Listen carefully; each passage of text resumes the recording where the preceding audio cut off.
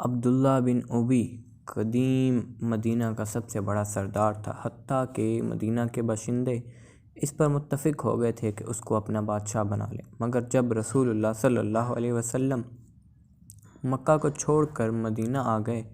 تو آپ ہی کو مدینہ کے لوگوں نے بڑا مان لیا۔ مدینہ میں ابتداءً مہاجرین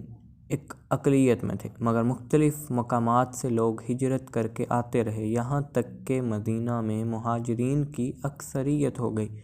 اور انصار اقلیت میں ہو گئے، جن کا سردار عبداللہ بن ابی چلا آ رہا تھا۔ ان باتوں کی وجہ سے عبداللہ بن ابی کو رسول اللہ صلی اللہ علیہ وسلم اور مہاجرین سے سخت بغض ہو گیا۔ وہ کسی نہ کسی طرح آپ صلی اللہ علیہ وسلم کو اور مہاجرین کو مطعون کرتا اور انہیں نیچا دکھانے کی کوشش کرتا۔ اسی سلسلے کا ایک واقعہ یہ ہے کہ غزوہ بنی المصطلق میں عبداللہ بن ابی اپنے قبیلے کے بہت سے لوگوں کے ساتھ تھا۔ راستے میں ایک واقعے سے فائدہ اٹھا کر اس نے رسول اللہ صلی اللہ علیہ وسلم اور مہاجرین کے خلاف دشنام ترازی کی۔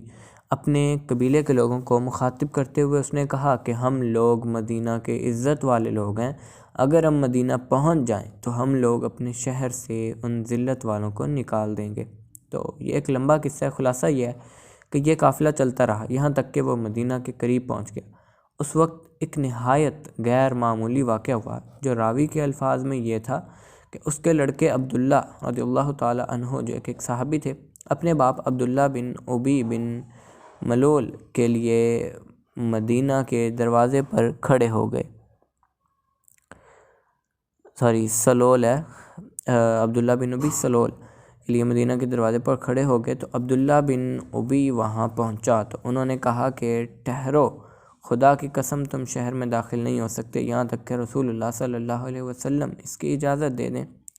پھر جب رسول اللہ صلی اللہ علیہ وسلم وہاں پہنچے تو عبداللہ بن ابی نے آپ سے اجازت مانگی، آپ نے اس کو اجازت دے دی۔ اس کے بعد عبداللہ نے اس کو چھوڑ دیا رضی اللہ تعالیٰ عنہ نے، یہاں تک کہ وہ مدینہ میں داخل ہو گیا۔ اب یہ واقعہ بتاتا ہے کہ صحابہ کرام اتنے دانش مند لوگ تھے کہ وہ بتائے بغیر باتوں کو جان لیتے تھے۔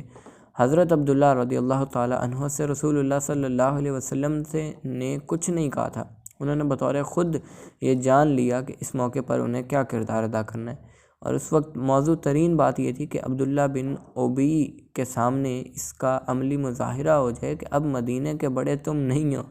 بلکہ اب مدینہ کے بڑے تاجدار کائنات رسول اللہ صلی اللہ علیہ وسلم ہیں، اور وہی اب مدینہ کے سردار ہیں۔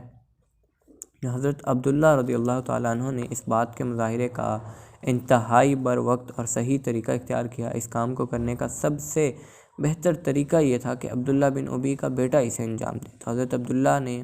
رضی اللہ تعالیٰ عنہ نے اس حقیقت کو سمجھا اور عین وقت پر وہ مطلوبہ کردار ادا کیا جو اس موقع پر انہیں ادا کرنا چاہیے تھا۔ تو کسی مشن کی کامیابی کا انحصار اس پر ہوتا ہے کہ اس کو باشعور افراد کی ایک ٹیم مل جائے۔ اس طرح کی باصلاحیت ٹیم کے بغیر کوئی بھی مشن کامیاب نہیں ہو سکتا۔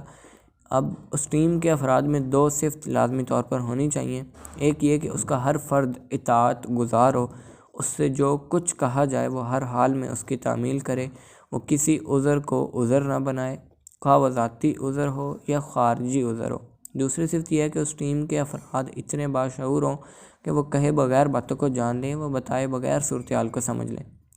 اس دوسری صفت کی اہمیت یہ ہے کہ اجتماعی زندگی میں بہت سی باتیں بتائی نہیں جا سکتی، جب مشن پھیلتا ہے اور نئے نئے تقاضے سامنے آتے ہیں تو یہ ناممکن ہو جاتا ہے کہ لوگوں کو ساری ضروری باتیں بتا دی جائیں۔ ایسے وقت میں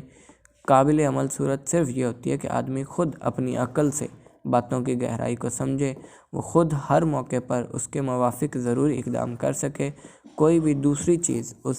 شعوری پختگی کا بدل نہیں بن سکتی۔